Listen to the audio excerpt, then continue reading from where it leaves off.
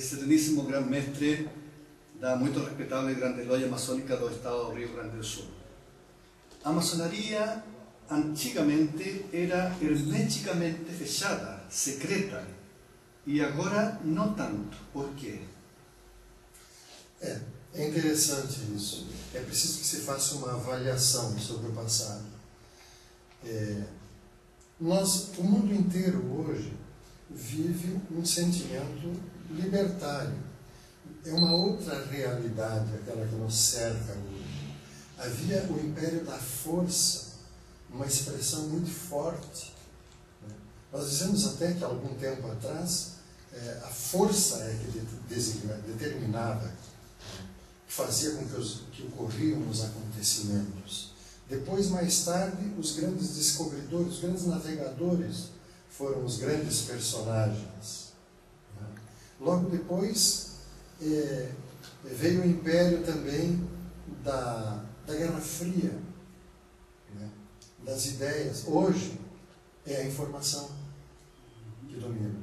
Então, nessa progressão, nessa transformação que o mundo vem sofrendo ao longo dos séculos, a maçonaria também era hermética. E veja bem, amigo, que era exatamente o foco onde os tiranos lançavam a sua ira. A primeira providência de todos os regimes de exceção foi fechar a maçonaria. Porque o fato de se reunirem os maçons em seus templos, reservadamente, sem a participação da sociedade ou de quem desejasse participar dos seus trabalhos, era um indício ou um risco iminente de conspiração. Então, todos aqueles que exerciam o poder da força, que pensavam dominar a sociedade, dominando os homens, lançavam sempre, e tinham sempre como um desafio muito forte, dominar a maçonaria. Esquecendo que não se dominam ideias. Pode até matar o homem, mas a ideia não morre. É por isso que ela perdura. E ela se consolidou através dos séculos. Alguma coisa de extraordinariamente belo, com certeza existe.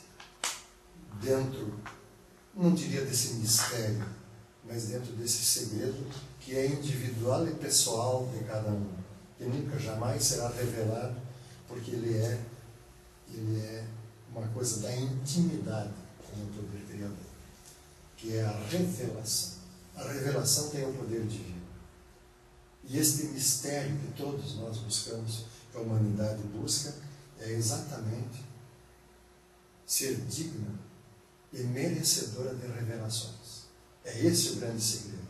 Quando, na verdade, a sociedade pensa que a maçonaria tem um segredo guardado para si e que os maçons terão a revelação desse segredo. Não. Cada um vai ter que descobrir o seu segredo, descobrindo-se a si mesmo. Porque é uma escola iniciática a maçonaria. E iniciar-se significa estudar-se a si mesmo. E estudar-se a si mesmo implica em ausentar-se de si, para poder se observar olimpicamente e inteiramente. A primeira providência que eu preciso tomar, quando eu quero corrigir um percurso, quando eu quero buscar o aperfeiçoamento, é ter consciência daquilo que eu preciso aperfeiçoar. Ter consciência dos erros, dos equívocos, para saber o que, afinal de contas, eu preciso melhorar. Então é por isso que a gente diz que é preciso que se observe a si mesmo à distância. Até que tem um exemplo maravilhoso que nos indica que a descoberta verdadeira de que a Terra é redonda só veio depois que ela foi vista de fora. Que ela é realmente uma figura geométrica perfeita, que ela é uma esfera na qual estão contidas todas as outras figuras geométricas. Sereníssimo, então, se alguém pensar sem ser maçom e usar a frase de Sócrates, conhece-te a ti mesmo, poderíamos ficar próximo de ser um maçom? Exatamente. Exatamente. Autoaperfeiçoamento pressupõe autoconhecimento. conheça-te a ti mesmo, é o primeiro mandamento. É a primeira regra do ser que tem como consciência sua a necessidade do autoaperfeiçoamento, a necessidade do crescimento. Nós precisamos nos descobrir. Na verdade, nós somos todos iguais, fomos todos contemplados com o mesmo grau de inteligência, com os mesmos conteúdos. Nós é que precisamos nos conhecer para nos descobrirmos. É esse o grande processo iniciático. É um rompimento ontológico, de que nunca mais será como foi antes. Essa é a realidade. Assim como uma mente que concebe uma ideia virtuosa, ela nunca mais vai voltar ao seu estado inicial e original. Ela se dilatou, ela se expandiu e não há a mínima possibilidade de ela se comprimir novamente. É isso que o processo iniciático busca no ser humano.